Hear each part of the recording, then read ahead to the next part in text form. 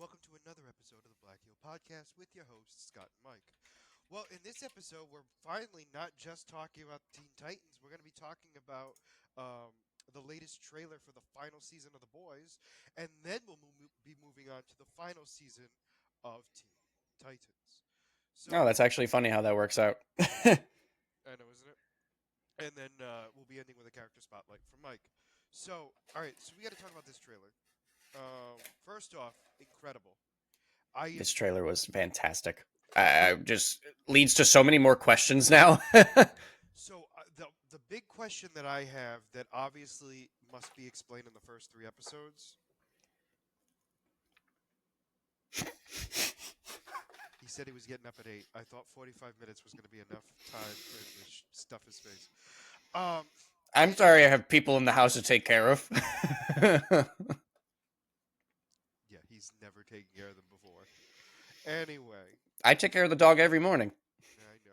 There it is. Okay, that makes sense. That's not a pitbull. So anyway, moving on from that, the only thing that I just was confused by, right, was the fact that Starlight was in the camp with Huey. So I had taken it that everyone had gotten out, so we're gonna get those answers of how everyone got Oh, out. okay. My bigger question is why is clearly what happened between Butcher and the group that he's back with them. um, Well, we also what I can tell is there looks to be some evidence of war, right? In the sense of, and I hesitate to call it war. I would imagine just call it destruction at this point. But mhm. I guarantee you, it's probably skewed in a way of it being considered a war, and they need to do this, right? Yeah, Um, absolutely. we saw some new characters. We saw some old characters. Obviously, we saw the old gang. We saw pretty much everyone um in Homelander's regime, including Soldier Boy, who's awake. We saw one other character that I did not recognize that had the long hair and the beard. Um, So I said there was multiple characters introduced. I don't know who they are. So oh, you said introduce. Sorry, no, no. So we I saw didn't hear. characters we've never met before, and then we also saw everyone. Like we saw the main group of the regime for for Homelander. So I know the actor. The actor is so Soldier Boy. The actor who plays Soldier Boy and the guy with the long hair did Supernatural together for many years. Oh, Um, but I don't know what character he's playing. mhm. We'll have to obviously wait and see. But we're also just going to be seeing. We also see Homelander get like a huge power boost. It looks like, with his laser eyes. Um, and we I had also taken it that he finally just like because just didn't hold back. not holding back at this point, and Well, the that anger and the frustration is he's just letting loose. so you're absolutely correct, but in my mind, it's looking like a power boost because he's never had to do that before. I'll say it that way. You're correct. It's Yeah, probably been there the whole time, but I'm going with the fact of like, okay. We also didn't see anybody from Gen V, which I thought was interesting. yeah. Um, I mean, I Well, know it's a trailer for the boys, okay, but no, never mind. Yeah, that's not, they're not from Gen V because we saw the old CEO of Vought. I always forget his name. oh yeah, yes, the two of them, Hmm. Edgar and his granddaughter. Thank you, Edgar. I always forget his name, I have to, weirdly enough, I have to start the sentence because I and then it cannot. flows. Yeah, because for whatever reason I can't just say his name. Um, and his granddaughter are obviously in this one too, which is interesting. We also get to see Black Noir slice somebody with a sword, which I think is kind of cool. Hmm. We also see the Deep in this. I'm assuming it's a beach where there's a bunch of oil and fish dead. At least one of the fish was squirming around. Well, you know what I mean. The assumption is they're all gonna die. Yeah. Um, and so I'm just curious to see. I mean, honestly, it looks like what it's looking like right now is that there's war that's happening. It's soups versus non-soups. It looks like because all the non-soups are in camps, um, and anybody who goes against the regime is in camps as well. Yeah.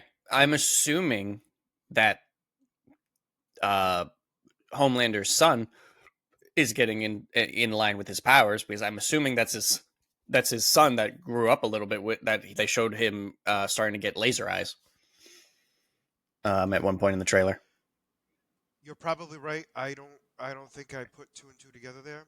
Um, but that would make sense. That would make I could sense. try to. I could. Um, Do you know the scene I'm talking no, about, he or has do you he just has not? he has laser eyes already. Did he have laser eyes? I knew that he Yeah, had. remember? No, remember what he did to Stormfront? Oh, right. We You're right. technically didn't see him like control himself and do it, but we did. We know he has it. We know he has the ability. Yep. Um, I yeah, forgot that. I forgot that was him. Yep. you're, You're you right. you know he very well could control it more. Yes, absolutely. I'm just stating like we've seen that he definitely has the power. But no, Um, I'm looking so forward to it. Um, and then I love the overall tone of the trailer, just how dark, and they try to throw in like this is a latch stitch hope. You're no, they either a make it. part of this or you're in the way and we're taking you out. Um, and I love the constant cutouts of every scene Yes, because of Homelander punching somebody who whatever he's punching is dead. well, yeah, and also too, it looks like he got a little damage too, because I don't think all that blood is just the guy he's or the person he's punching either. We so No, many no, no, questions. no, no, absolutely. I'm not disagreeing with you. I'm just stating like it looks like he had to go like actually all out on this fight. Obviously, Yeah. it ended in his favor. Clearly, I'm just stating like it looked like he actually had to put some effort in. The funny thing is that we don't know, and legitimately, No, because no, he we could be just like tired from it. punching so much. Well, I mean, it was gonna. What I was saying was like you're saying that the fight goes in his favor. Like we really don't know. He could just it just could be slow. The scene kind of like slowed, quote unquote, slowed down, or it's just Oh, showing that a is piece also of the true. fight. Because the only time that we've seen him have to go a little bit all out, which, like you said, still Really, isn't to his full potential, was when it was uh, Soldier Boy, Butcher, and Huey going after him. correct. Um, and he He ended up having to run away because he didn't he know what to bled. do. He bled for the Yeah. first time. Um, yeah. So I'm also very curious. I'm just very curious to see where this goes because it looks incredible. It sounds incredible. It the boys themselves are like, hey, like I know we don't get along, but like we need to do this one last time or else the world's over. And Yep. everyone's just like, we agree. Granted, it's a lot of cuts, so we don't know for sure if everyone agrees 100% right away. However, it's looking like at least some point they're gonna be like, I'm in. Not everybody agreed. Kimiko flipped him off, and he was like, "I'm going to take this as a yes." She did a lot of things and then flipped him off, so it's unclear exactly everything she said. But yes, you're correct. She definitely did flip him off, and In he even said actuality, like because he's it like, just "You're in." in actuality, we could look online to see what Kimiko said. you know, Well, she doesn't use regular American Sign Language. does it have to be American Sign Language? We could just No, I think they've talked about this in in like debates before, where the some of it is like because I think we've talked about this before. There's so many different versions of sign language, right? yep. That there's even like I'm talking about just in American Sign Language. I'm not even talking about every other language. I'm talking about in American Sign Language alone. If you don't learn the standard one, right, you pretty much are speaking. It's like English to England, where it's like you sort of get it, but it's like there's words that aren't making sense and stuff like that. So I'm gonna equate this to a dialect where So everyone yes, everyone speaks the same language, but depending on where you are in the country that you're from, there's slightly different verbiages. There's slightly different there's a a reason why tone. there's a reason why I'm arguing with it because there's a reason for it. It's more to do the fact that hmm, it's harder to read a hand than it is to read context in people's voices. No, I You got the broad stroke of it, but it makes it harder to understand it. no, I I get that because obviously, because depending on how what you do with your hands is a completely different word, and different people, different things mean different things. I understand that, correct, but and also remember too that when she learned the language, it was not in America. It was in, was it Vietnam? Was it Korea? I believe she's from Vietnam. Okay, I couldn't remember. Now that I said it out loud, I was like I wasn't confident with my I don't answer. remember. I think it's Vietnam, but I think it's either Vietnam and I think you said Korea, which I also think is it's one of those two, but I think it's Vietnam. But anyway, that's where she started, obviously, with her because once she got her power, she wasn't able to speak anymore. I mean, think of it too with like, I mean, going off of the dialect kind of thing with slang. You know, you have all these Yeah, slang words that come and mean different things that different cultures appropriate appropriate and make their own in different ways. correct. So No, no, absolutely, and I get your point. I'm just stating like it's not as obvious I as. understand it's completely different with the sign No, no, no. language But what I'm because getting it's at is not. I don't think it's. I think it's going to be all speculation of what exactly she says, because it's. You know what I'm saying? Like it's not. Yeah, She. But that being said, regardless. I was more saying like someone who knows better than we do Oh, at then go least ahead. Yes. I'm just stating too. Like the middle finger is universal. that Um. one's obvious. That's the only thing That that one. I knew that she said. Honestly, that's the only one I'm agreeing with you. Is like, now you're right there. Everything else, who knows? But like that one, yes. Um, but just everyone looks so good in the sense of being like ready to fight, and I can't wait to see what happens. It just, and the best part is we saw no. This is gonna sound really weird when I say this. We saw no actual fighting, Yeah, and when I say that, I know we saw a Homelander punching, but like that's not a but that's fight. not an actual fight. That's Yeah, not an actual fight. He could have been doing that to like just a body full of goo. Like realistically, we don't know. yeah, yeah. Also, Ashley is alive. And she is some important role. Well, she's a soup now. You got to remember. Oh, right. That's right. She did she officially take it or was she just looking at it debating to take it? That part No, I no, don't. no, no. She took it. She She took it. took it. She took Because it. remember, we saw a scene where somebody walked in on her and was freaked out by what they saw. Right, right. She was We never transforming. saw it. That's We right. never saw it. But we now know she's a soup. She might be. Yep. She might not have a good power, but she's definitely a soup now. So she's okay. She's allowed to be in charge now. That We also saw Sister Sage, which she was wearing makeup for the first time, which I thought was interesting. I didn't pick up on. It was the eyeshadow for me that was very obvious.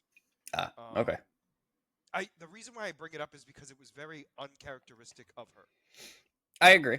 I don't remember her ever wearing makeup. Um, but that's like that doesn't mean anything honestly because I don't know what that could have possibly mean to begin with. Um, but yeah, we so the realistically we've seen is the deep Black Noir, Homelander, Firecracker, Sister Sage for the his regime. Oh, and Soldier Boy. Um, and then we see A Train, who's faster? Question mark than we've seen him before, or are we seeing him in real time and everyone else is slow? Because did you see what I saw in that trailer? I He just looked saw like he him. was he looked like he was running, and then everyone else was slow. I didn't pick up on that. Oh, okay. I might have looked away at that second. Was that like when he like I saw one scene where he ran and then Yeah, but he wasn't running. It was a weird thing where it looked like he was like, slow mo running? Yeah, yeah, yeah, yeah, okay. and we didn't get. I didn't pick up on the background. I just was focusing on him. I think the reason why I picked it up was because there was something going in front of him, like Hmm. in front of him in it, and I was like, that should be going a lot faster. What's going on? I mean, they could have been showing it from because we never seen him running from his perspective, so it could No, have just been, you are absolutely correct because this is the first time he's on our side. yeah. Um, yeah, so I I'm love that you're invested in this. I'm part of Team Anti Homeland. say it out loud. I don't want to have a plane blow up in my house. Just hear a knock on your door. Please, they don't knock. Come on. No, no, no. He. the first time you do something wrong, he's going to be polite and be, why are you doing this? And then he's going to be, you're not a consistent threat. You're not a consistent threat. I'm also not a soup. I'm the lower standard of him. He's gonna Yeah. talk. No, no. I am mush. I am mush. And to be fair, first off, he's not coming. That's number one. He's not Okay, yeah, coming. no, that yes, that I'll give you. Yeah. Okay. Unless I do something, unless I am He- considered a threat. we talked about this before. He's going to send Well, honestly, he's gonna send Black Noir, but not because I'm that much of a threat. Just because that's his go-to guy. also true. Yeah. You know what I mean? Like I I'm was not going to to say that. he was going I'm to not to that level, but like, I was going to say he's going to send the deep. oh, that would just be depressing. That would be worse. Honestly. No, just send Sister Sage. Please. I mean, I guess I could survive. I got a good chance of surviving. You would most Skills. likely survive. The gills. I'm good. I go wrist deep. I win. I love how your steam just went right out the right out the door. It did. It's just depressing. Anyway, we're moving on because now I'm not happy. No, here's the thing. I'm super excited about it. April 6th or April 8th. Correct. Yep. Nope. 6th. Okay, good. April 6th is when it comes out, so we got a date. I'm super excited. Shockingly, it didn't say a 3-episode premiere. I'm assuming it still is because that's been their MO from the beginning. Yeah, that'll probably come in a little But while. I'm wondering because it's the final season, are they going to try to stretch it out? That's what I'm Uh, thinking. Also possible. They might. They definitely That's might the do only that. reason why I'm bringing it up because if it was any other season, I don't think I would be questioning it whatsoever. But that I being just want to. said, I just want to make sure it is the 6th because I remember seeing the 6th. I thought it was the 6th too. Oh no, it is the 8th. Oh, okay. Go us. Because when I looked at the calendar and I saw the 6th was a Monday, I was like, they're normally very good about being on Wednesdays lately. And they are. So Apparently, very much. That's why I was going to look at the calendar, but you were like, "No, you're right." I was like, "Okay." I remember it being the 6th. So also at the same time, I'm listening. The Boys, Invincible, and Daredevil will be airing at the same time. So we're gonna have a threefer going on. Invincible's going to be done by then, isn't it? Because isn't it? No, they've announced that Invincible will be airing on Thursdays when The Boys is on Wednesday. Oh, so there's going to be overlap. Obviously, it's not starting at the same time, but there's going to be some overlap. Okay. Yeah. Let me double check if I can find where, because I don't think they gave an official date for when Invincible started. I thought they gave us like a month. Okay, that might be. What are we on? Season 3 or season 4 No, season 4. of Invincible? Not as confident as I should be by saying that. I'll tell you that right now. It is season 4. March. Yeah. March of 2026. So Yes. definitely will overlap. No, it will definitely overlap. Yep, because it's early April that it's and there's gonna be we're good. Even if they do a 3-episode premiere, we're still gonna get at least one overlap. Yeah, they're also gonna make sure that the season finale of Invincible doesn't coincide with the season premiere of The Boys. So there's gonna be no matter what, they're gonna make sure of it. That's probably why they haven't given us an actual date yet, because they want to make sure it lines up perfectly. Yeah. But let us move on to the next stage, which is talking about Teen Titans, the final season. Overall, we talked about this yesterday. This was the best season overall.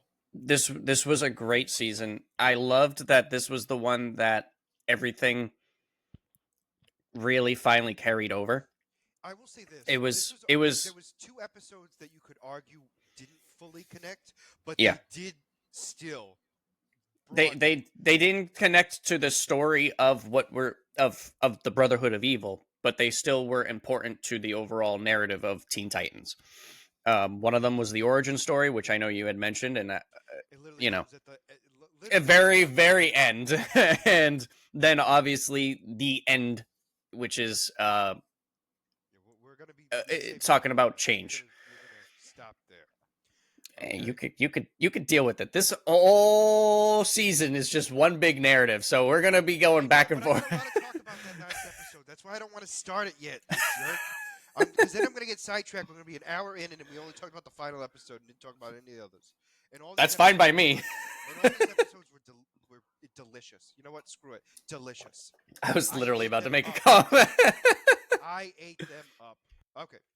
So the first two episodes were basically Homecoming.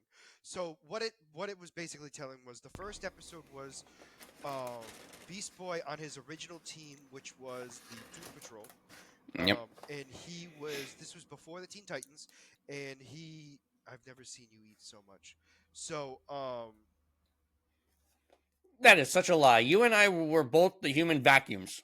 All right, I don't want to hear it. he ate two medium-sized pizzas, a cheesy bread, and chicken wings.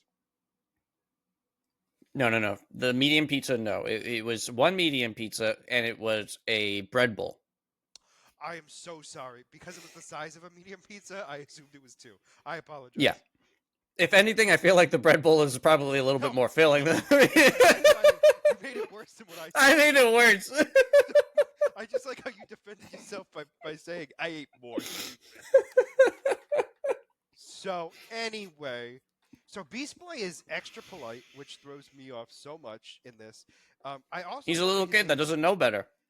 Also true. There's the gigant. I don't know her actual name. I'm gonna call her the Giganta woman. Um, Uh, we had the Phantom. Is that his name? Hang on, let me look up the Doom Patrol because I had looked it up before and I Robot Man got is obvious. Robot Man is obvious. I mean that one was the mental. easiest. Mental was the guy. Was the guy who He was in literally? charge. Yeah. Negative Man, Negative and it was Man. and it was Elasta woman, Elasta girl. Really interesting. That's an interesting name that they chose because that's the Incredibles now. No, no, no, no, no. I obviously before this existed. I'm just stating. Um, I mean, I was. Yeah, Doom Patrol came before the Incredibles, so I mean, no, no, I get it. That's why. But I'm just saying. I'm surprised that they would go because I'm thinking from Disney's perspective that they took an actual character's name because the reason why they gave the names that they did, I thought was so. Oh, you know what? Wait, did you say Elastic Girl or Elastigirl? Elasta girl. ELASTI hyphen girl. No, that's literally the Incredibles. Anyway, so basically, but what's weird is she's not. She doesn't look rubber. She looks like she just grows. Yes. What's her name? Is it Goliath? No, that's a different one. Doesn't matter. Yeah, I know who you're talking about. Giant woman. And so anyway, she just grows. We have Negative Man who puts himself as a ghost. Um, and then basically like flies around, doing damage to people. Robot Man is quite literally Robot Man. And then Mental, he has telepathic abilities. Does he also have telekinesis powers or just telepathic? I I think he is just telepathic. Because I don't know about like I'm talking about in the show because they were only showing him being able to like read people's minds and sense people and that stuff. They didn't show him being But able to move anything. yeah, he did. They showed Did him he? move like the metal to protect Beast Boy from getting shot. Oh right, okay then yeah, he is telepathic. Then why'd you ask the question?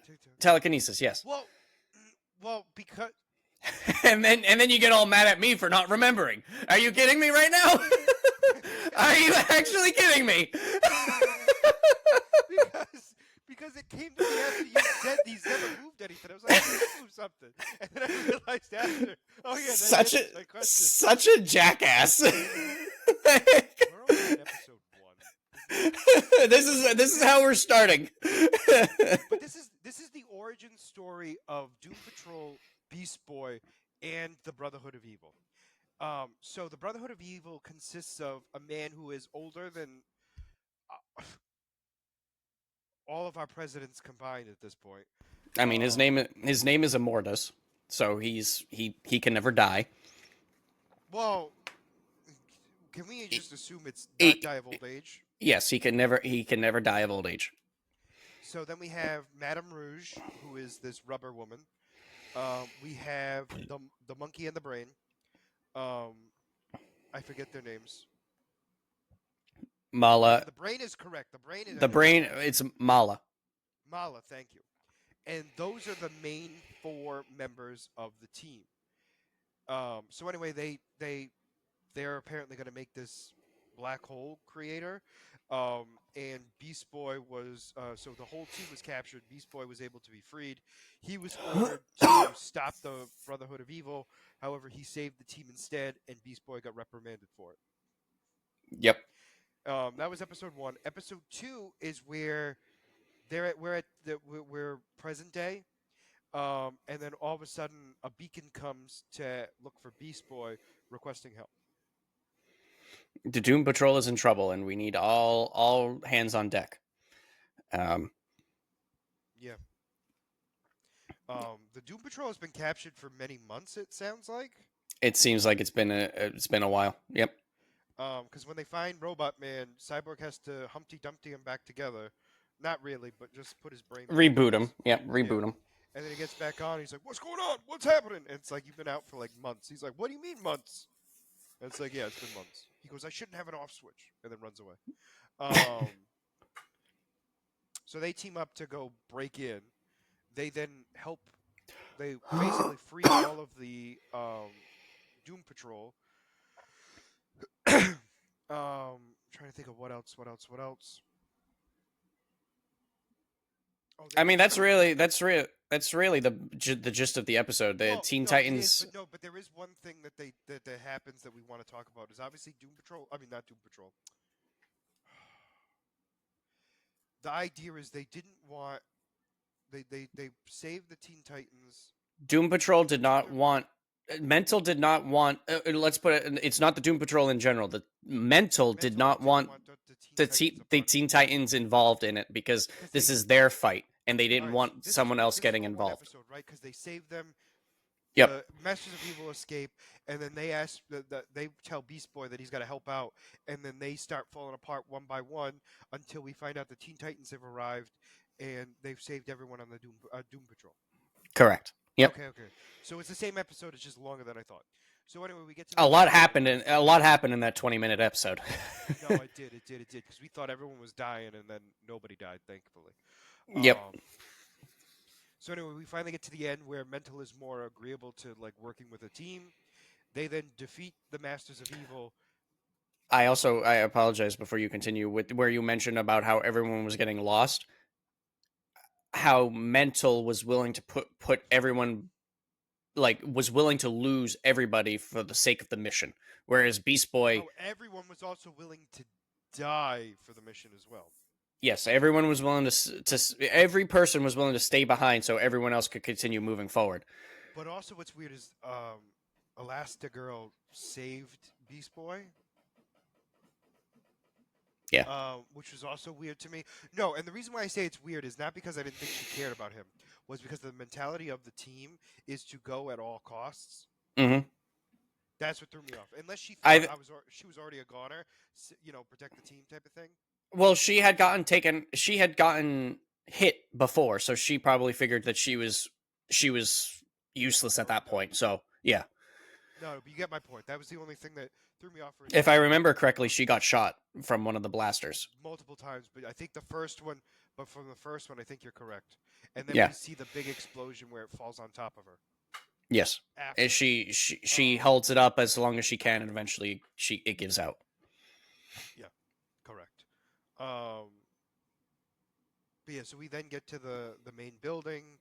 They then try to fight the Brotherhood of Evil, Masters of Evil, sorry. And no, it's the Brotherhood of Evil, right? Brotherhood of Evil. Yeah. Masters of Evil is Marvel, isn't it? No. That's something. No, that's He-Man. Yeah, it was He-Man. completely different. But they, you know what's funny? They all have similar names, which irritates me to no end. Yeah. Like we have the Legion of Doom, we have the Masters of Evil. It's just irritating. Anyway, let us move on. Sinister Six, which is the only like Which also they turned into the Sinister 66 at one point, which is a whole nother that I thing. did that I did not know. Oh, every villain went after him at one point, and they were the Sinister. Maybe it was 600. I forget what the number was, but there was a six in it. Um, Oh yeah. no, there was a six in it, but it was not the Sinister Six. They added zeros somewhere, and it was a lot. Like I don't remember if it was 1-0 or 5 zeros, but there were a lot of zeros. put it this way: the cover showed Spider-Man, and everything else was villains. There was nothing else. You couldn't see anything else but villains. Anyway, so they defeat the Masters of Evil. They escape, and Again. yes, again, and oh yeah, I just realized I said it again. So they defeated the Brotherhood of Evil, and at this time, the Brain realizes that the Titans are a problem and they need to be dealt with. Yep. They need to figure the Doom Patrol can be dealt with after the Teen Titans is the main priority now. Yeah, but the one thing I will say, and this is a little bit jumping ahead, but the Doom Patrol never comes back to help the Titans. I was that was my next comment is like that we never see the Doom Patrol again. I was like, I thought we would at least get them at the end, because obviously they're Yeah. Because like you said, the Brotherhood of Evil wasn't going after them, so yeah, they weren't going to show up. But I figured like Beast Boy would call for help from them or something. But no, correct. they were just like, "Thanks for the help, guys. Now you're on your own." Okay. Yeah. I love too. This reminded me too. I love the entire time that the Doom Patrol is like refusing help from Teen Titans. They're like, "Oh, we've done this, we've done that," and it's like the Teen Titans the entire time is like, "Dude, we've done this multiple times. How have you not heard of us at this point?" Well, they were captured. Um, to be Yeah, fair, but it's they were. granted they haven't exactly told us how much the time frame of all this, of how long the Teen I've Titans decided it's story only. has been. I've decided it's only been a couple of months. That's a lot for a couple of months. They Hey, defeated Slade. They defeated Slade twice, defeated a school of robots, and they defeated a evil devil. devil. So I like they've how done he a goes lot in evil. 3 months. He goes evil devil. It's yeah. Oh, speaking of which, actually, sidetrack for a moment. You know what I found out? That they finally announced on Disney. Sorry, Marvel Entertainment Oh, finally announced that they were trying to get Mephisto in since WandaVision in the Multiverse of Madness, but yeah. Disney executives said no, we don't want anybody that evil. We don't want the Ha! devil in. Which is so funny to think about because he's such a good character that he's also the most like you want the most evil. But anyway, Yeah, because that way yeah. you don't feel bad when he's defeated. Like let's be honest. Um, but Kind anyway, of ironic coming from Disney. shh. It's kind of ironic. Sunshine and rainbows. That's all you see here. Sunshine and rainbows. All right, the next episode was I thought was incredible. It's the Brotherhood of Evil trying to. I read it. That's why I was able to say it correctly. Um, I'm so proud of you. I wanted to make it clear so you didn't just go, "Oh, you did it right this time." No, I read it. I wasn't going to. I actually was not going to say a word, and now you made it worse by letting me know that you had to do this. It's like my version of the bread bowl. I just made it worse. So anyway, It's a this week lose lose situation. Madame Rouge is facing Wildebeest first, um, and she takes him out. It looks like she. I will say this: I know nobody ever dies in this, but it gives the illusion that he's It, gone. yes, very much so. Obviously, we don't see him take his last breath, so he's not actually dead. But you get my point. They do a very good job of leaving it ambiguous. Then we find out her mission was to take the communicator, not defeat the Titan, Yep. which was interesting. So then her next mission was to go after Hotspot. So she then goes after Hotspot, and Hotspot gives her a run for her money until she pretends to be Robin, and then things get a little bit. um, heated, no pun intended. That whole episode really confused me because we find out at the beginning. I know I'm jumping to the end, and I know you're going to be pissed off, but I don't care. That we find out at the very beginning is that Madame Rouge can't touch Hotspot because she starts to melt. But yet, after that Because first she's a frog. scene, yeah, after that first scene, it's like, okay, yeah, I'm fine now. Like, okay, No, so here's my thing with it. I think she can take small doses of it, so she can like hit him and stuff. She can't hold him. that I definitely can agree with. But when they first showed it, it was like she put her hand on him and immediately had to go come back because she started to melt. All right, so here's the reason why I'm I can understand like saying like the punches and whatever, but at the very end when she like reaches out of the rocks and grabs him, I'm like that shouldn't have worked. well, no, my thought process is the longer she holds him, the more she melts. And at that point, she didn't. I think the idea was she wanted Oh, to okay. hide. She wanted to hide her abilities from him. That's why she pulled away so quickly. Because I don't think it would end her completely that easily. I think Yeah, it would diffuse her illusion. yeah, okay. That part I'll give you. Because I took it as it was more of she didn't want to break the illusion that, oh, if Robin's arm's melting, clearly it's not Robin. No, that like I said, that is I totally get that. But like I said, at the very end, when she finally beats Hotspot, she grabs him out of the rubble. It's like we saw at the very beginning that she couldn't do that, and now she can. You know, That's fair. that was my thing. Like Um, kids show logic. I It's also think gotta. too. Well, also too, I hate saying it this way, but as you battle somebody more and more, you get used to where you can do things and like where is it hotter, where is it colder. I wonder if that's also a factor as well. She is an expert fighter. You know what I'm saying? She Nah, is. that yes, yeah. So I I'm don't gonna know. give her the I'm gonna give her the benefit on that one. We're also assuming it didn't hurt her. I'm not. I don't think it hurt her, but just like she didn't want to get melted. Yeah, that's fair. But anyway, so there's the whole which Robin is it, and then uh, Madame Rouge goes after Hotspot. Hotspot looks like he wins by erupting this massive flame to take out Madame Rouge, and then we see um, Robin give Hotspot a communicator, and then leaves, and then we find out that Hotspot was actually Madame Rouge, and Hotspot was defeated. Yep. And that's how this is how the beginning of the end happens because now they have the communicator to keep track of everything that's going on. Now the next episode was a good one where it's Titans East take over the T Tower and Control Freak takes over. I this episode was so fun. It was just, It's so good because he becomes a fanboy so quick. yep. He just wants to impress the internet, and Well, yeah, that's that, but also to prove that he can beat the Titans based on yeah. their powers. So he goes in there with the powers in his mind to defeat the real Teen Titans, right? The original Teen Titans. However, because the real Teen Titans aren't there, he gets defeated. So he Hmm. then devises a plot to then um, test the new Titans, Titans East, to see if they're smart enough and good enough to win. Um, I love the entire time. Or not the entire time. I love at the beginning when he shows up, just going into every single room and saying and like giving his monologue, and and it's more and more just to an depressed every time. empty room every time. He was. Yeah, I love Control Freak. He's just so dumb. it's so perfect too.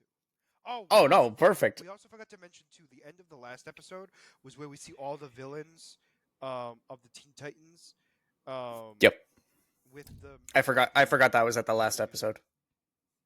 Yeah, I just wanted to mention that because now we see Control Freak here, because he was there. Mm. So anyway, he There's only two that weren't there actually. which two? Slade. Oh yes, If you say Trigon, Okay, I'm gonna have to slap you. I was gonna say I don't remember seeing. I was gonna say technically three with Trigon, but no, it was. I don't remember seeing because he was killed. I think right. No, no, he wasn't killed. No, Yep. he was um Brother, brother, Brother Blood. brother Thank blood. you. No, Yeah, he was destroyed. yeah, he was destroyed, but he could technically because, like you said, we don't see anybody Well, he was fully shut down. destroyed. He was shut down. Yeah. I would imagine that they just didn't boot him back up. Mm. Um, there was no reason to keep him. Is what I kind of thought on that front. Um, and Slade is his own master. Let's be honest. He won't work for anybody else. So that makes sense. We found Um, that out last season. yeah, yeah. We also kind of slightly. I mean, we'll talk about him later. Luckily enough, Hmm. which I was very happy about. Um, where was I? Where was I? Oh, now I remember. So anyway, so he devises this massive, like, test for the Titans East, and they all succeed.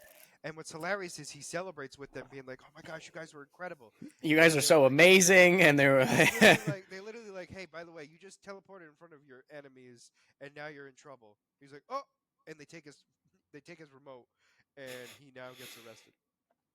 So funny. He's such a goofball. I love it.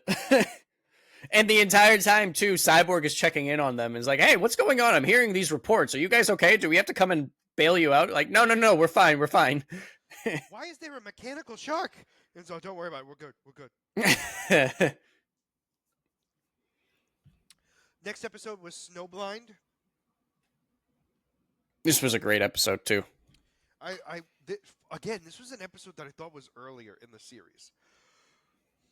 It makes sense for after rewatching it, obviously, that it was Yep. later. But I'm just stating like it was. I was surprised. So anyway, they go to Russia because there's this issue there. Apparently, it's a radioactive um, monster that's supposedly destroying the cities. Um, they then, Starfire goes running after it. She passes out in the snow. She wakes up in this war bunker, radioactive bunker, whatever you want to call it. And we see Bunker. our friend there. What's his name? Red Star? It's Red Star, right? Red Star, correct. Okay. Um, and so he then explains his, we find out about his powers and everything else. And it turns out the reason why he isn't the monster that's destroying everything, it's actually his radioactive waste was leaking and it created the monster. Yep. So he joins the Teen Titans to fight the monster. They win. They're successful. However, he goes critical mass, and doesn't Starfire throw him into the air or into space, and he blows up? She brings him to space. Yep. Yeah, And shockingly. he drifts off, and when he lets loose, I guess. Yes. Well, yeah, but you know what I mean. Like he's not dead. Is the point I'm making. He just Correct. explodes because he builds up too much energy.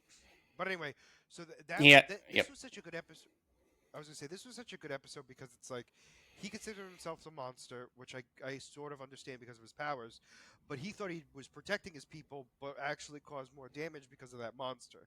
And then the monster then Yep. absorbs more of his radiation, which then makes him more powerful. Yep.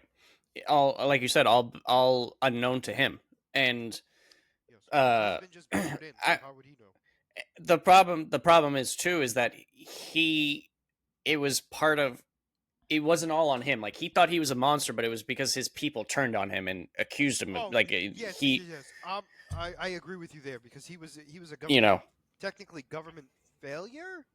I believe is what the because he caused too much destruction in yeah, in in their their eyes, eyes. he was a failure. Yeah, I mean, obviously, and all he wanted to do was serve and protect his people, and he got the short end of the stick. It was he got abandoned.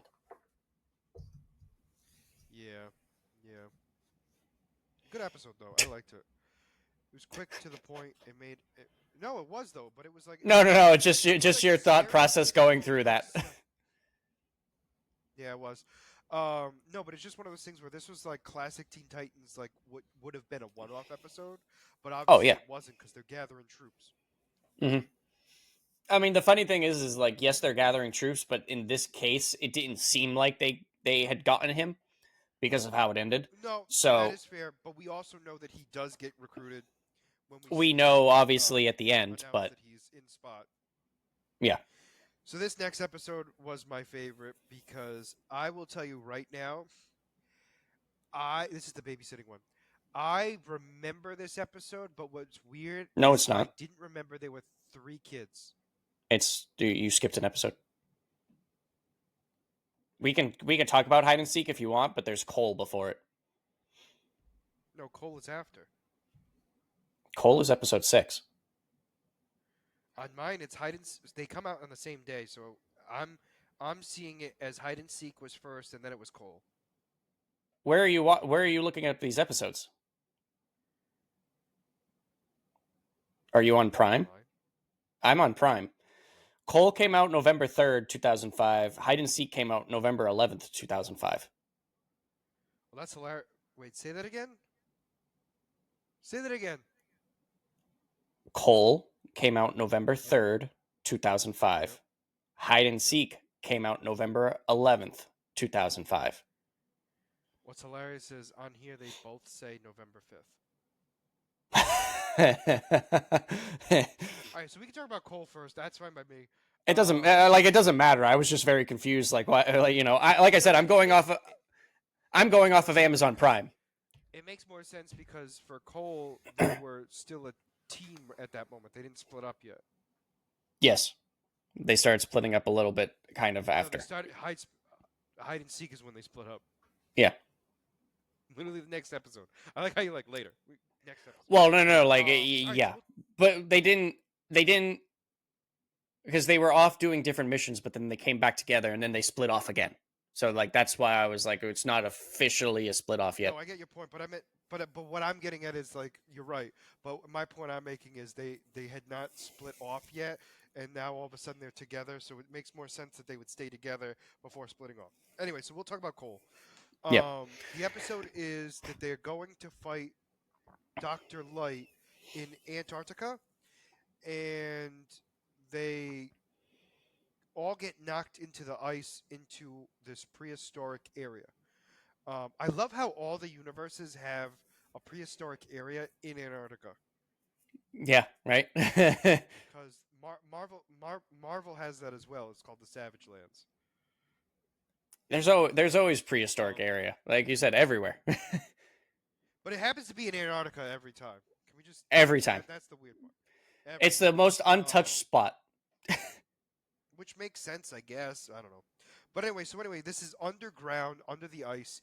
It's a tropical area, and we meet Cole and Gunarg. Gunarg? I Gunnar. apologize. Uh, Gunnar, Oh, was I speaking and you had no idea what I was saying? Shocking. you cut out. Um, You cut out. that's a lie. That is Gunark. blatantly fake news. So anyway, they go down. They're found by the two of them. Um, they are then brought to their treehouse to kind of figure out where Doctor Light is. Um, they then a cyborg apparently has an eating contest with Gunark, and Gunark gets really mad and depressed and leaves. He gets Um, very jealous that Cole likes Cole, likes. yeah, will leave. Basically, that Cole will leave, and that's what his concern is. So anyway, they Doctor Light's new plan is he's going to take Cole to use her diamond powers to make him basically the most powerful being in the universe. Is his Mhm. thoughts. He wants to Um, power. He wants to power his machine because yeah, I don't think you said it. You that he went to the Arctic Circle because he wanted to power from the Northern Lights to boost his no, that machine. is true. That is right. I forgot about that.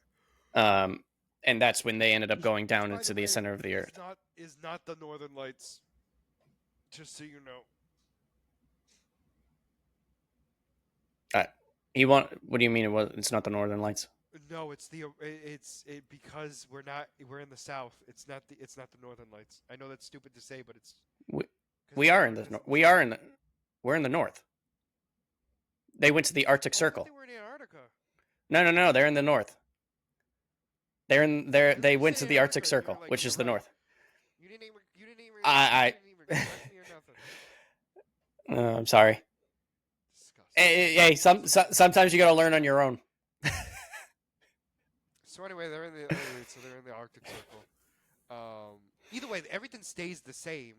It's just that they go to Like it doesn't really make a difference because it's just the both places are covered in ice. It doesn't make a difference. yeah, pretty much.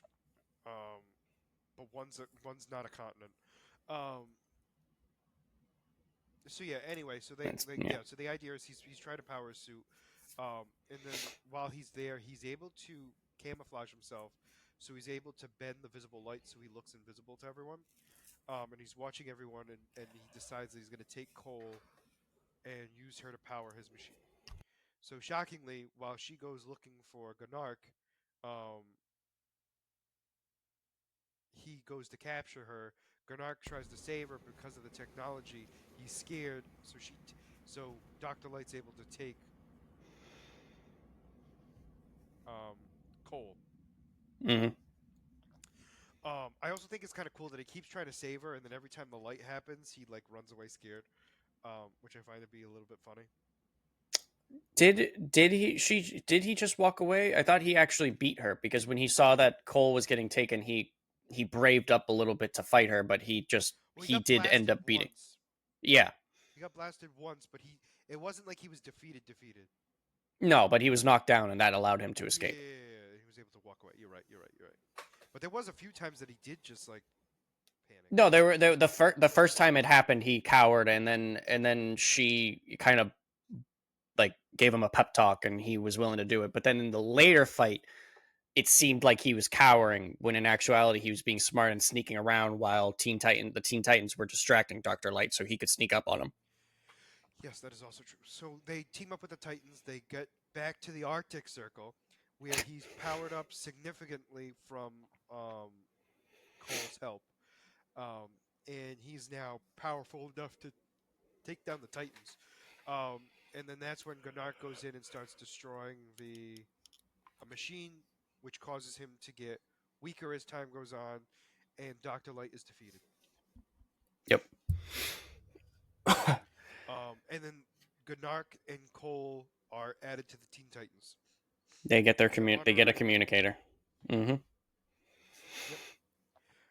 And then they leave. So then the next episode is my favorite episode is hide and seek. Oh man, it's like I heard this Um, before.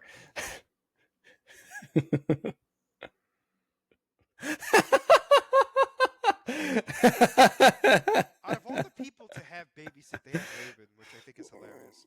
Yeah, the perfect babysitter. I love the entire time she's calling for Robin and Beast Boy keeps answering. It's like, just it's fine, tell a joke.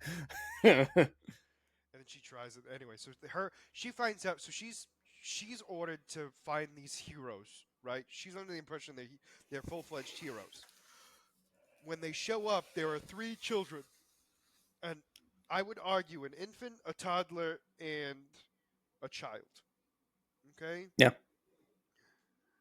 and she's now trying to call Robin, who Beast Boy answers because apparently Beast Boy and Robin are a team. Which, why does that make sense? I don't know. But I also like how during this episode too, Robin's fighting for his life and Beast Boy's just talking. Just talking on the phone.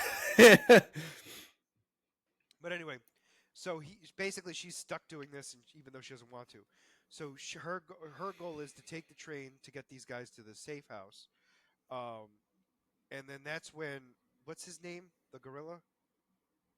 Mala.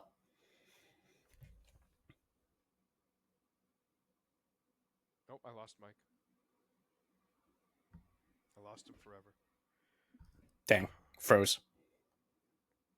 So anyway, the massive gorilla comes to try to stop them, and it causes this big problem because obviously they're on the train.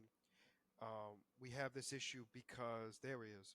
Um, Ah, there we go. Did you hear my response? no, Okay, his name is Mala. Mala. So anyway, they're on the Monsieur Mala. Um, I agree. so anyway, they're on the train. He one has a temper tantrum, the other one is eating everything, and the other girl is holding the or talking about her friend. Is it Bobby? Yes, Bobby.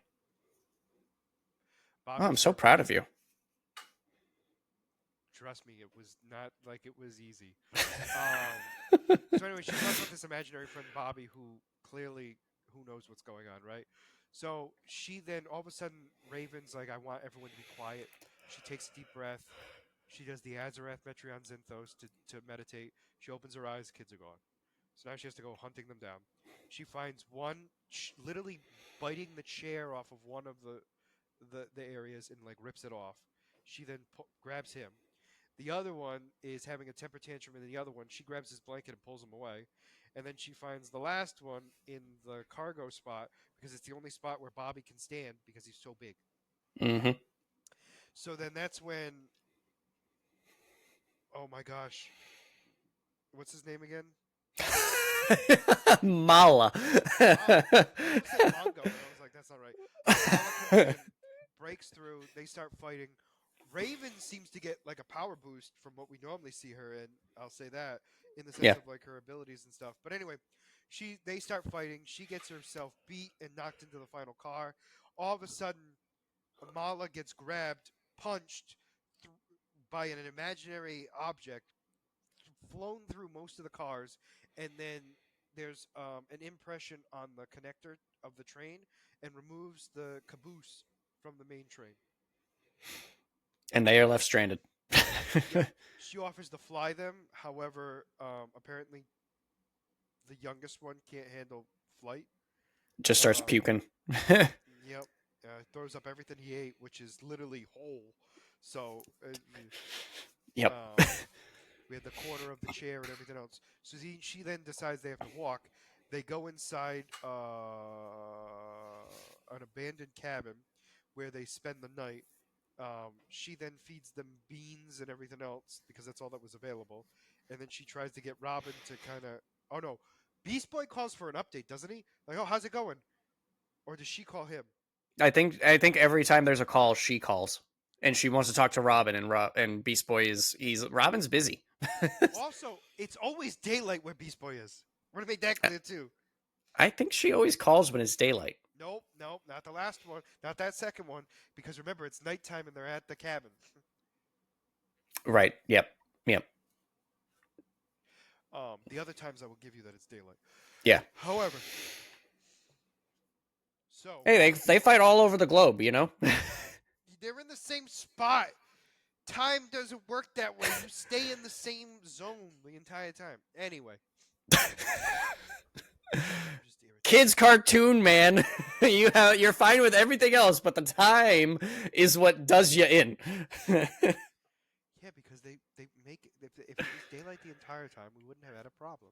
But it was nighttime where she was and daylight where they were. And it was daylight where they were when she had daylight. So anyway, take that out of the equation. Um, she then tries to, work with them better. It doesn't work out. However, she gets them to go to sleep and everything else. She then gets them on a ski lift to try to get them up the mountain. Um, Bobby is saying it's unsafe. Raven's like, Bobby isn't real. We're going on it. And Malik attacks. She then fights him. It um, is it Timmy is the fighter? Who's the Timmy's the tantrum? Anyway, I doesn't don't I matter. don't I don't The remember the name of the kids. the baby was eating the wire above. After her and after Raven and Mala were fighting, Mala is en route to get to them by using the cable to get to them. She gets the baby out of there. However, he chewed enough to cause the cable to break, sending Mala in one direction and the car in the other direction, and they get pretty far to where they wanted to be. Then they finally make it to the safe house, which is a monk monastery. No, it's just a monastery. All right, Um, I just wanna jump in. Melvin is the girl that has the yep, imaginary friend. Timmy Tantrum is the one that throws a tantrum, and Yeah, then and then Teether is the one that bites eats things. everything. Okay. So when they get there, Melvin's like, "Whoa!" Like Bobby's saying it's unsafe, and she's like, "No, it's safe enough. You're going in there." And then Bobby leaves, by the way. Yep, he runs away. Yep. And then Raven brings them inside, and then all of a sudden she hears everything that she was expecting, and then silence, and that's when she goes full mommy, breaks down the door. She realizes it because she looks in her hand to see what Teether gave her, and it was his binky. And when she realized he didn't have his binky, that he wasn't crying anymore, or was it Teether that gave her the gift, or was it Timmy Tantrum? No, it's Teether. Teether. When she realized that the crying stopped and she saw the binky, that's when she realized something's wrong. Gotta go be mommy.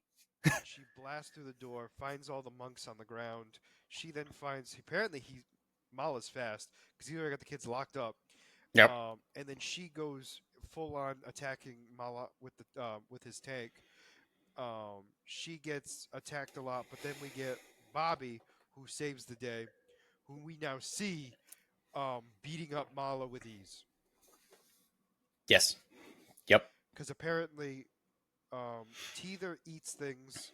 Tantrum causes when he gets mad, he like causes a sonic wave to confuse the Sonic, kids. yeah, Sonic booms, I guess. And then Teether does like when you oh, said he he also eats shoots. things, but He he also shoots the things that he eats. yeah as bullets. Um, he I he shoot. remember this episode, but I didn't remember like their powers. So when I saw like the bullets coming out of his mouth, I was like, "That's hilarious." I thought they all sheared Bobby. Like it was a combination of all of them together. Was what I thought. Obviously, that's not correct after Yep. watching it, but that's how I remembered it. Hmm. Bobby was created by Melvin, who apparently can make her imagination real. Yes. Um, and Bobby, like I said, beat Mala up, and then Mala left because he's like, I'm not dealing with kids. And Raven's like, I'll stay with you guys, and Melvin's like, No, you go. Bobby's will protect us, Hmm. and she does.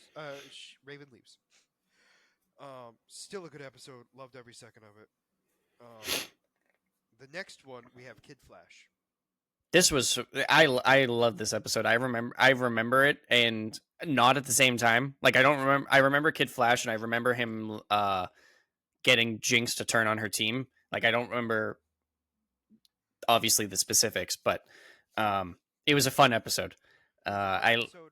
It was very very very funny. Flash esque, where like the goofiness and goofing around and I had to look up the actor's name for this because he sounded so much like the Justice League Flash. oh, It was not. I was gonna say I don't think it was, but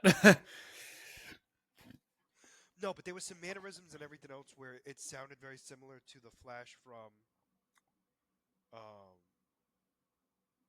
the Justice League. But anyway, mm, that being said, so this guy was zooming around like a problem without a problem. He was basically making the high five look like a joke. Also, he makes a joke that the high five is a stupid name since there's six of them, yes, yeah, which is also hilarious. So anyway, he then gets defeated by them and captured temporarily. But he's clearly not captured long term because he's getting all the chips and everything else out while he's in the cage. mm, But technically, he was captured originally. But once he woke up, he was free to go because they didn't have the right containment. So she calls Madame Rouge to come over to capture, get the Kid Flash. Um, and then when she cuts there and realizes he escapes, um, gets out of there, Madame Rouge comes and she's like, I should have known I shouldn't trust kids like you. I'll deal with him. And that's when Jinx decides to go after the Kid Flash to try to get him before Madame Rouge does because she wants the credit. she wants to prove because she really wants to get into the Brotherhood of Evil because she thinks that's an upgrade and that's I heard every bit of that nibbling, and that was the weirdest noise. Just like that was. That's the only reason I paused No, because of I the know it noise. was hilarious. I realized that after, but by that point I was already done. um, no, she Jinx wants to become join the Brotherhood of Evil. Everyone else is like, "What's the big deal?" And So what she wants, here's the thing. Yes, she wants to be in the Brotherhood of Evil, but the she wants most important, recognition. Yeah, that's exactly what it is. That's what she wants. And so that's what she wants. So she's and the uh, fact that Madame Rouge is looking down on her lights a fire in her even more. correct. So she then so Madame Rouge does a lot of, well, exhausts Kid Flash a lot, to where Jinx finds him with the help of Cyclops or whatever the hell his name is. Um Oh, the eyeball. yeah. And she It's then, not Cyclops. I It's know it's not, but that's why I said it, because it's the only thing I could think of. So she then finds him. She then defeats him. Madame Rouge is like, "I did all the work. You just got the scraps." Smacks Jinx out of there, and then she turns against Madame Rouge and lets Kid Flash escape. yep. Oh, Seymour. That's stupidest name ever. It's a real name for a person, and that's why it's funny. And it also matches his power. Yeah, I would have never gotten that name. So anyway, the episode ends with her leaving the High Five also, and just doing her own thing. It looks like. Yep. It does she official? No, she doesn't officially. Yeah, no, she doesn't officially. She just helps out. She does not officially join. No, what the ending was that Seymour says like, "Oh, we can go loot this stuff," and she said, "No, don't do it on your own. I'm done for the night," and then walks away, and that's the last we see of them. The next Yeah, time we see right. him is at the end when High Five is with the Brotherhood of Evil, which She's not. and she is not, and she shows up later with Kid Flash. Um, which is like I thought it was again. I know I'm jumping ahead, but I love the fact that they were the rest of the group was the one that was like, I don't care about the Brotherhood of Evil. Why do you want to be in the group so badly? And then they're the ones that are in it, and she's not. Well, I also wondered too, like they had a choice in the matter. Are Like you more saying like it honest. got forced? Oh yeah. The meaning, like they Oh, went there and was like, "Hey, you're gonna be doing this," and they're like, "Okay." Like they're not gonna oh say okay. no. No, that's fair. That's fair. They're not actively looking for it, but obviously the Brotherhood of Evil needed help apparently. So the Yep. next episode is the episode I've been talking about from the last 5 weeks, which is revved up. It's the race. Don't It's remember it. This is the first time. Ding Dong Daddy. Ding Dong It's Daddy. like the first time I'm watching it, basically. Um, So this I know I talked about it yesterday, but it was like the episode starts where I'm like, is this the race episode? And that Scott's been rambling on about, and once it starts, I'm like, this isn't how Scott described it, and it eventually got to there, but it was not so it not how starts you off. made it seem. Well, no, because I remembered it differently. So Yeah, Ding Dong Daddy, Triple D, um, is stolen something from Robin, and the idea is to get it back, you have to beat him in a race. So the idea was it was just supposed to be the Teen Titans versus Ding Dong Daddy. So it was Beast Boy and Cyborg in the T car, Robin on his cycle, and Raven and Starfire flying. They get blasted by a nullifying ray that doesn't allow them to fly, um, which then they have to find their own mode of transportation to try to get there. Um, then we have Red X show up to the fight or the race because he wants it, and he begins to fight Robin for it. We then have the pit crew try to destroy the T car, which is hilarious. Um, and that's what Cyborg and Beast Boy are dealing with. And then we find out that thanks to Raven and Starfire, all of the villains now know about the race, and they all go trying to get it as well. Um, Robin beats Red X technically, but saves him. And Red X decides, "Is this really that important to you?" And he's like, "Yeah." He goes, "All right, fine," and then takes out all of the villains other than Ding Dong Daddy with ease. yeah. Yeah, but he just allows the bus to stay because it's Starfire and Raven driving it. And he's like, tell Robin we're even now for saving me. Bye, and leaves. And then in the end, technically, Ding Dong Daddy's vehicle wins the race, um, but Robin kicks him off of it and beats him and takes the briefcase for himself. And then he, as a gesture of good faith, shows his team what was inside the briefcase. yep. And we don't see it, so it was left as a mystery. That always irks me when they when they do that kind of stuff because it's like my curiosity is winning out. Yeah. But no, it was that. All right, and this is the last. Oh no, this is not the last episode before the big finales. Um, Yeah, it is. go. Well, because the last episode is not really connected, but it is type of thing. Oh, Um, okay. so go. We finally get the origin story of Teen Titans that I've been The talking about. very last possible minute. Quite literally, I I swore I remember this episode. I now that I watched it because I know I when you had mentioned it I didn't remember it, but as like once I finally saw it, I said, "Oh, okay, now I remember it." Um, again, I thought it would have been earlier, not the literally I mean, last I can couple of understand that in episodes. season one, but But it was fantastic. no, it was. Obviously, we see Robin just leaving Batman for the and going full ham in the new city. We see Cyborg basically walking Yep. the streets because he thinks of himself as a monster. We have Raven, who's a scared little girl because she doesn't want to be Daddy's destruction. We have Beast Boy, who is still extra polite because he's just left the Doom Patrol, and Starfire is a monster. Um, right at this part because she's a prisoner and soon to be a slave on another planet. So she escapes and then she causes a lot of destruction on Earth because she thinks she's going to be captured again. I love Beast Boy in this because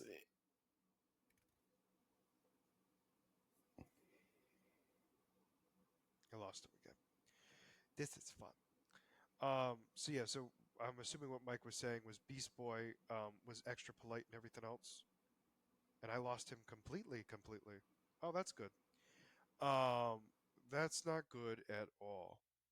So we're gonna continue this and go from there, and we'll see what happens. Um, I'm so confused now. Anyway, so the idea is they team up together. Well, actually, they save Starfire from her restraints. She then is released. She then kisses Robin to assimilate his language.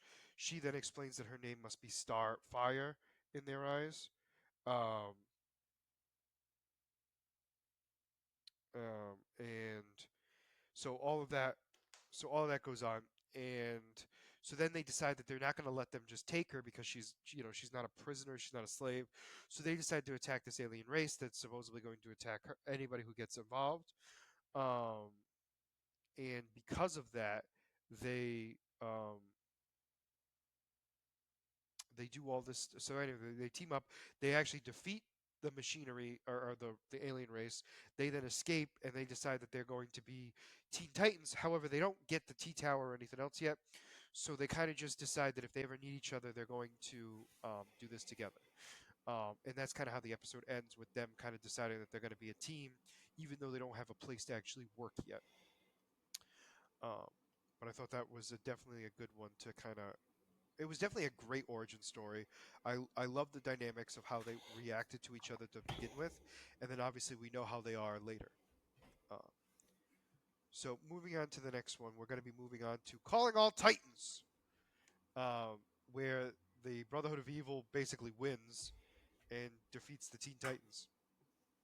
yeah, they give like you said the Brotherhood of Evil wins. Robin figures out how they're able to track everyone down and how they're constantly one upping them. So he sabotages all of their communicators, which includes the one that the Brotherhood of Evil has themselves. So that leaves them blind. Seems like the Teen Titans are officially beaten, and that's when they begin to rally, which leads to the final episode. Robin gets captured. So Robin is the only member of the original team that is actually captured. We assume everyone else was Yes, defeated yes. because Robin gets captured. He is for. I don't remember because this blends together, so I don't remember which is which. But he is forced to watch as every defeated member of the Teen Titans is frozen in carbonite. Um, I'm assuming it's carbonite. I don't know what it is, but it's um, just being frozen. It doesn't matter. um, so they are. He's forced to watch before finally getting frozen himself, and then Yeah, we see. this is blending the two episodes together, but it doesn't matter because the idea is Beast Boy creates his own team of Titans, which is Yep. Panthera, who is apparently the sister of Wildebeest. We Uh-huh. have it's him, it's Jericho, it's the Trump. Oh, the Herald. The Herald. Manos. Min, I don't yeah, remember if it's Mas or Manos. That I don't. I don't no, it's remember. Mas, because Minos is the one that's frozen. Is he? All right. I I've decided. And Beast Boy. So then they go in. Apparently, Jericho's ability is to take over the mind of somebody. So he takes over Cinderblock and brings them inside the base. Um, the first group that sees them, he speaks, and they freak out, thinking that Cinderblock's never spoken before. And then they decide to realize that something's wrong, and that's when they start getting attacked. And then they go and watch Robin get frozen, and that's when they start fighting the Brotherhood of Evil. I And think. I think Robin was already frozen at that point because when they show up, they said, "This is your team," and we see Robin on the wall you're right, of. you're right, you're right, you're right. He was getting frozen in the middle of their battle. Sorry, you're right. Yeah, yeah. Um, and so anyway, they get there, and now they're fighting all of the villains. And Jericho takes over Control Freak, which I find to be hilarious. Um, and they begin to just fight everyone. They begin to get defeated, but that's when Starfire shows up with her crew. Raven shows up with the kids. Cyborg shows up with Gunark and Cole. Um, Mas unfreezes Minos, and then they then start unfreezing everyone else, and then they start freezing the villains. Yep. I love the Mas and Manos because they're just rapidly pushing buttons because they don't know what they're doing, and it's just like overloading the system. But it was the fastest way to do so. Yep. Kid Flash They got pushed they got it. They got what they button, wanted. and then they yeah. So yeah they did, but that was the whole point. They had to do trial and error. They knew how fast they were. They could do it quickly. So anyway, Hmm. they start defeating the Brotherhood of Evil. Mala and the Brain try to leave. They get defeated. One by one gets frozen.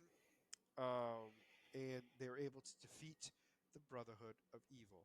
And they all celebrate by going after Dr. Light at the end of the episode with the entire massive group of Teen Titans. And they all just go, "We're here." And that's how the episode ends. I I love in the middle of this is that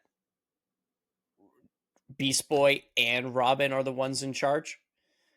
When they're doing the final fight, they both say Titans together. Um, Hmm. I absolutely love that because it showed how much every character kind of has grown. Like Robin is always willing to take a step back for the sake of the team, so that way it gives everyone else a chance to lead. And um, but even still, like with Beast Boy, because Beast Boy isn't has never been the one to take charge, but when his friends are in danger, he'll step up. Um, Correct. I also really love, like you said, when Kid Flash showed up. Um, he uh he is running at super speed, dropping the villains off in the freezing chamber, and Mas and Manos are super impressed that he's fast too. Absolutely love that. Just kids being kids. No, absolutely. And like I said, I thought it was incredible. Um, I just loved everyone getting defeated. Was incredible. And we also got to see all the villains, which I thought was kind of cool. We also got to see all the heroes, which was really cool too. Um, it was just incredible. And then the last episode was just a Debbie Downer. That's just like I told you yesterday. The fact that this was done on purpose, because they knew. Makes I it told you worse. the Makes it show had been. We thought the show had been canceled, which could have been because they didn't want to overlap with the Batman animated series and this. Because I know you said that or I had looked Robin. up that they couldn't have multiple characters or the same character across multiple shows. So I understand that. But the fact that they chose to end the series on such a cliffhanger, or an episode that seemed like a cliffhanger, because it could very much continue, and it just hurts because it's like No, I know this one. This one just messed me plot because plot of the story. So that way Scott can get that out of the way. Is that Tara Beast Boy finds out Tara is back. She doesn't remember anything. The entire episode, he's trying to get her to remember their past because oh my he gosh, loves she her, remembered the whole time. and at the very end, she remembered everything and just didn't and wanted to move on. She just wants to have a normal life. Yep. So And the but reason I wanted to talk about this it episode in more stings. detail is because I was gonna say it stings more because it's like Beast Boy is going around and saying like, "We had so much fun. You were so happy. You were do all this and that." It's like, no, but she was you like, were she happy. that was your perspective. Yeah, Yeah, it's that like, was her big thing. uh, That was the one that hit me the most, where it was like, not everything is how you remember it, and yeah, I was just like, oh, that oh, hurts. because It hurts so she much. didn't take it as that they were a family. Oh, that's worse. Um, yeah, it's just that, and the fact of her being like, things change. Like, you don't remember things, like you don't remember things exactly correctly, and because of that, you think of things in a different light. And it's like that's so true on multiple levels, in the sense of how just the second time of us watching this, right, made us think of it in a completely different way too. And I'm just like, Yeah, it's like it was such it holds up the test of time for just that one episode. I know that's yeah, weird to say. Like, you don't get me wrong, the whole series was incredible, but that one episode's like, hey, by the way, you didn't remember this correctly, and it's okay. But at the same time, like, don't think that everything's perfect just because you remember it one way. And I'm like, it yeah. hurts. It hurts. No, You this don't get to hurt episode, me like that. this episode was just it it was like a legitimately beautiful 20-minute episode because it just described everything that you said. Like, things don't remember the way that you things aren't always what you remember. Things change, and that's okay. I I don't need this emotional damage. Okay, I'm doing enough to myself. Overall, though, I have to say, I always thought this was a great show. It still continues to be a great show. I Yeah. think I appreciate it more now as an adult, which is disgusting. Oh, absolutely, because the everything means more now. We understand everything that they're saying now, and like, Yeah, but as a kid, we enjoyed it as an entertainment show, I did and too. now like all these hidden messages that come out of these episodes are just we you know that they always have hidden meanings in episodes for Yeah, but sometimes adults. it doesn't. I will say this: sometimes it doesn't hold the test of time. Some of these shows, Absolutely, and yeah, this one did, and I felt like it was better the older I got. But that being said, let's get to your character spotlight, because I don't want to be depressed anymore. It better be a happy one. It better be a happy one. I don't know if it's a happy one, but so what I wanted to talk about, I had looked up every single villain that was in this season, and none of them have anything more than like a paragraph description, maybe two paragraphs. So I'm like, I can't do anything for season 5 of Teen Titans. But this week, there's a rumor going around that for the Batman Part 2, Scarlett Johansson was offered a part. For Um, Catwoman? no, no, Cat the actress for Catwoman isn't going to be in the Batman Part 2. Oh, okay. Um, but Scarlett Johansson had been offered the role, or is rumored to have been offered the role of Andrea Beaumont. Do you remember who that is? Does the Phantasm ring a bell? I know of the movie, Yes, but that's the I character. don't remember it. So, Oh, so she'd be they're talking about having her be her. So, I'm going to say it right up front again. There's not much on this character. What I've been able to find is basically the plot of the movie, essentially. So I'm going to describe that and what little extra there is of it, and we'll go on from there. So, Oh, excuse me. by the way, before you continue, you Yes. are correct. That was the son older with the eyes. Sorry. Oh, okay. I I was I was like so confused, like who's the son that's older with the eyes, and then I realized you're talking about the boys. Okay. Go right ahead. All right. So Andrea Beaumont was first introduced actually Christmas Day in 1993 in the Batman: The Mask of Phantasm movie. Andrea Beaumont was born to a wealthy businessman, Carl Beaumont, and grew up in Gotham City to be an outgoing, optimistic young woman. While attending Gotham University, she met Bruce Wayne, a friendly but emotionally unstable billionaire. The two quickly fell in love, bonding over their love of martial arts, hopes for the future, and the grief over their dead loved ones. Bruce having lost his parents years ago, while Andrea had lost her mother. Bruce and Andrea were eventually engaged and planned to marry, but the night Bruce had proposed to her, Andrea walked in on her father having a business deal with gangsters Sal Valestra, Chucky Soul, and Buzz Bronski, who she later learned he'd been working with for years. When Sal threatened Andrea in front of Carl, he promised to wire the funds of several European banks to them by the next morning, and this convinced Sal and his colleagues to leave, and afterwards Carl insisted he and Andrea flee the city. Knowing he couldn't wire the banks that quickly and the mafia would soon come after him, as they fled, Andrea mailed Bruce back the ring he'd given her with a note telling him to forget her. After they spent some time trying to pay Sal back with no success, Andrea and Carl used the money Carl had been stealing from the mafia to build up a small fortune, and with the help of Carl's secretary, Arthur Reeves, they moved to Europe, where they lived in secret for a few years. However, when Carl refused to help Arthur get money to fund his campaign to win an election, Arthur sold the Beaumont's locations to Sal, who sent a low-level crook to Europe who killed him in his home.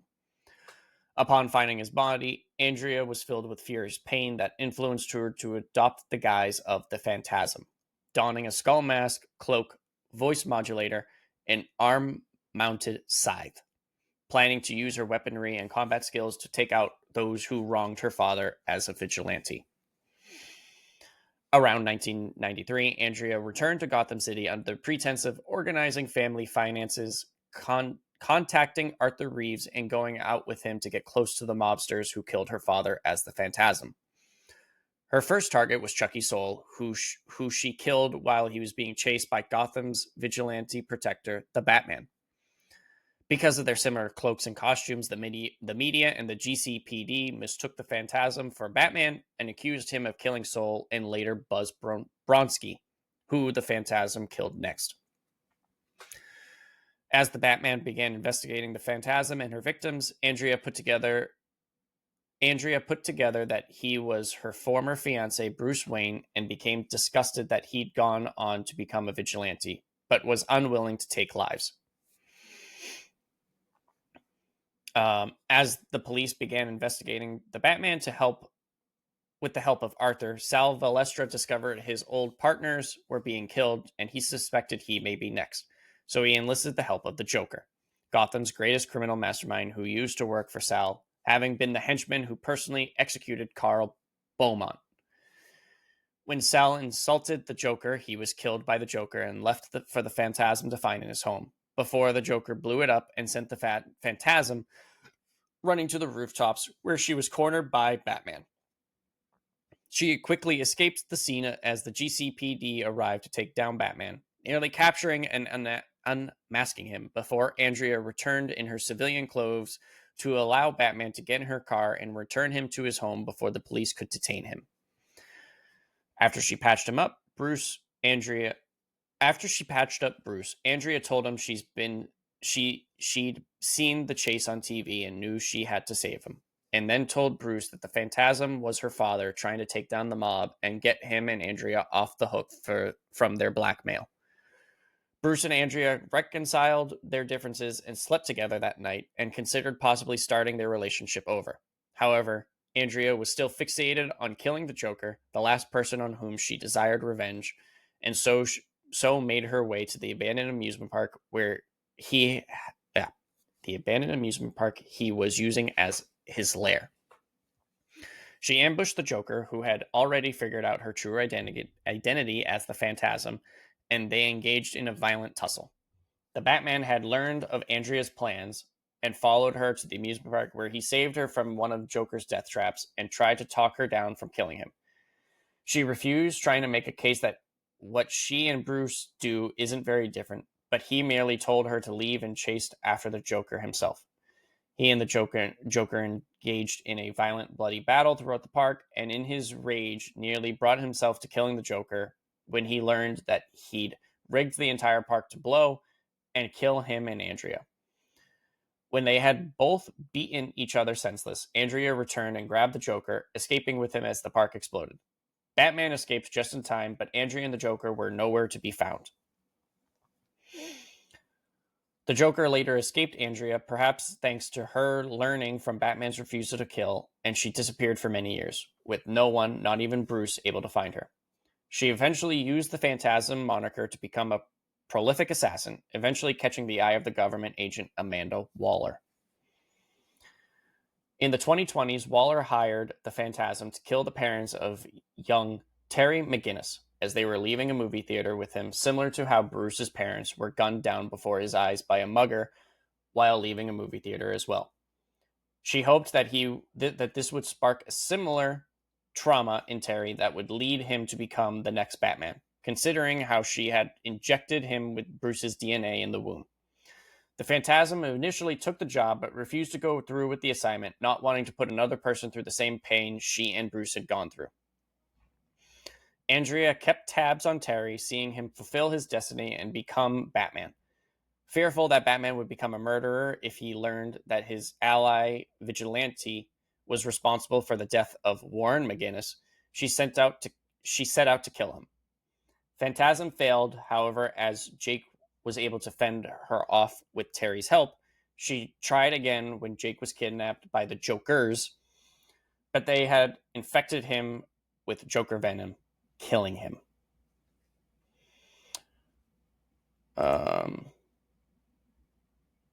So what you're saying is he's dead. The Vigilante, yes. um, Now, she, down the road, had a comic series. So I'm going to run through that really quick. I'm going to go over her powers and abilities, and then that'll be it. So in this comic series, it came out in February of 2021. Andrea found letters of her ex-boyfriend. Finding love letters from her ex-boyfriend, Andrea came to believe that Bruce Wayne was his father, and so he traveled to Gotham City to find him. Andrea went to Bruce to find her son, but they were too late. With Andrea being found being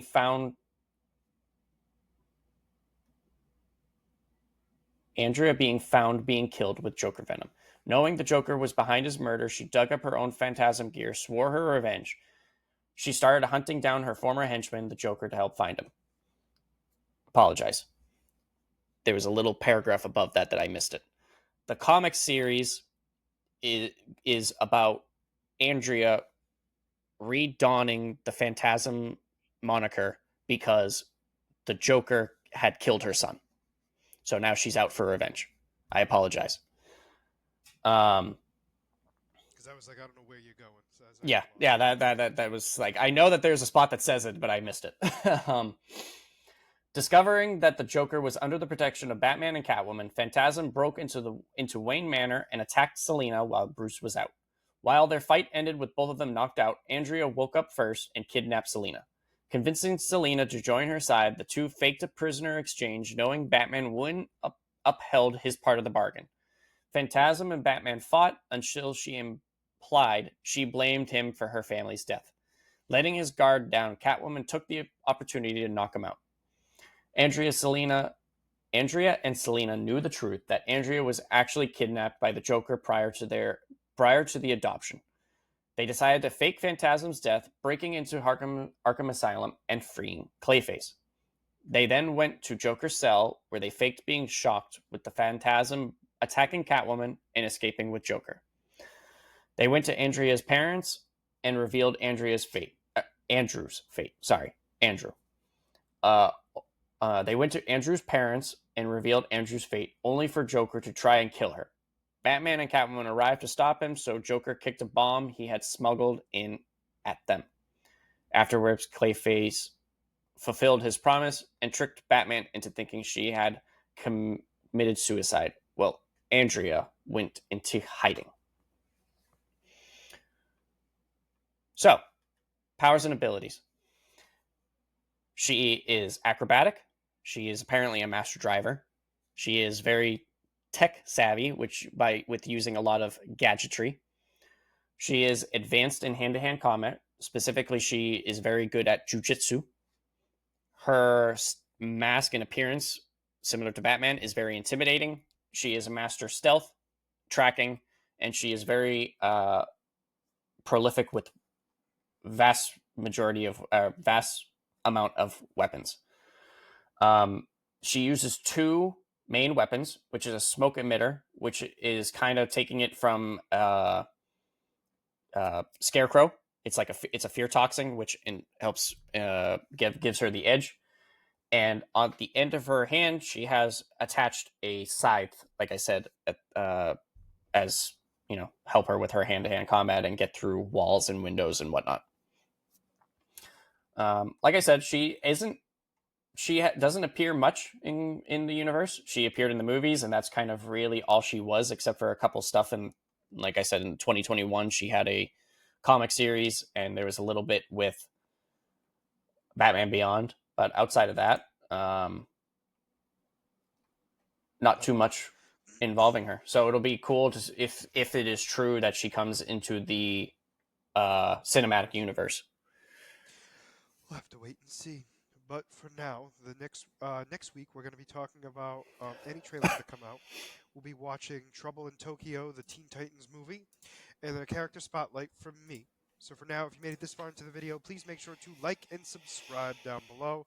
Other than that, there's going to be Scott and Mike signing out of the Black Heel Podcast. Have a wonderful night. Bye-bye.